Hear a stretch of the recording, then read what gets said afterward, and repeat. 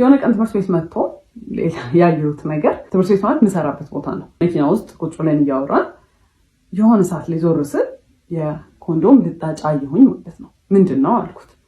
ምንድን ነው ምናምን አለኝ። አሳየሁት። ይሄ ምንድን ነው ምናምን ስለሆነ ያላቅም እኔ ያላቅም ሰው ይሁን እኔ ራይድ ስሰራ ምናምን አለኝ። ራይድ ሲጭን ማለት ነው ሰው ከኋላ ነው የሚጭነው። እንደው ሌላ ነገር እንኳን ቢፈጠር ከኋላ ነው የሚፈጠረው አይደለም ያለው ዳሽቦርዱ ላይ ነው እንደዚህ እና እንዲህ ወደኋላ አይ ዶንት ኖ ብቻ የሆነ የተወረወረ ነገር ነው የሚመስለው።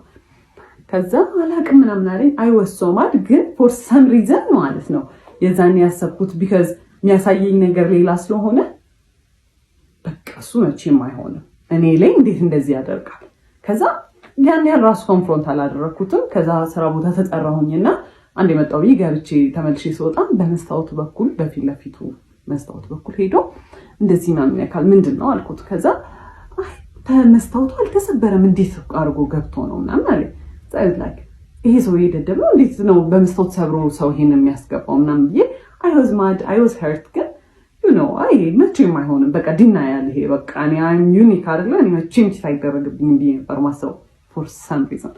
ከዛ በኋላ አየሁኝ። ከዛ ገባሁኝና ስራ ቦታ I cried። ከዛ ዋትስአፕ አለኝ የሆነ ሰውዬ ነበር። ከዛ ስነግረው ያለኝ ማለት ነው አትሊስት ራሱን ፕሮቴክት እያደረገ ነው ያለኝ ማለት ነው። ከዛ what's wrong with him ምንድነው ደግሞ ምናምን የሚለው እኔ የፈለኩት አይሆንም አያደርገው ምናምን ነው እንጂ ያንን ኤክስፔክት አላደረኩም። ከዛ እንዳልኳችሁ I was so stupid በስትክክል እንኳን ሳናወራበት በቃ አለፍኩት ማለት ነው። በስትክክል እንግዲህ ሳይን እየሰጠኝ ነው ይሄ ሰውዬ።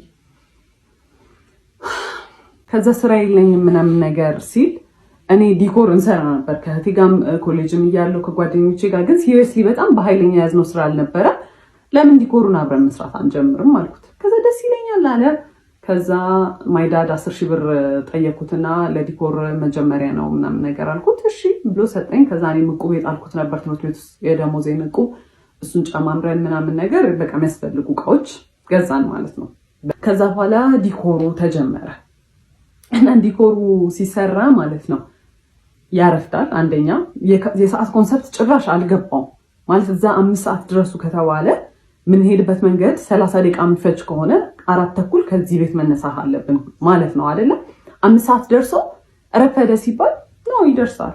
አረ እንደርሳለን 5 ሰዓት እንደርሳለን 5 ሰዓት ነው አሁን ስትይ አላ ላይክ እኔ እንደ ክሬዚ በቃ ስራው ላይ በቃ ሁሌ ኦን ኤጅ ነኝ። በቃ ረፈደ። ከዛ ከሰዎቹ ጋር ነኝ ኮሚኒኬት ያደረኩት ፖስት ማደርገው እኔ ነበርኩኝ ምናምን ከሰዎቹ ጋር ማወራው እኔ ነኝ። ስለዚህ ነኝ ሪስፖንሲብል።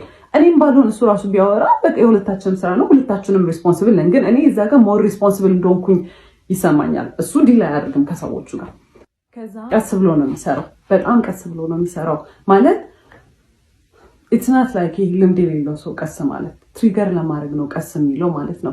እሱን ያወቅኩት ከሆነ ሰዓት በኋላ ነው። እኔ በጣም በቃ መጣም እናድድ ጀመርኩኝ ምናምን ነገርና ከሲስተር ጋር የሆነ ዲኮር እቃ ከቤት ልናወጣ ስንል የሆነ ነገር ከፍ አድርጋ ይዛለት ማለት ነው። እሱ ከታች እንዲያወጣ ስጠብቀው ቀስ ይላል፣ ሌላ ነገር ይሰራል። ከዛ ና እንጂ ምናምን ስትለው ጸጥ ሲል እሱም ዝም ብላ ጠበቀችው ብዙም ባህሪውን ስለማታውቅ።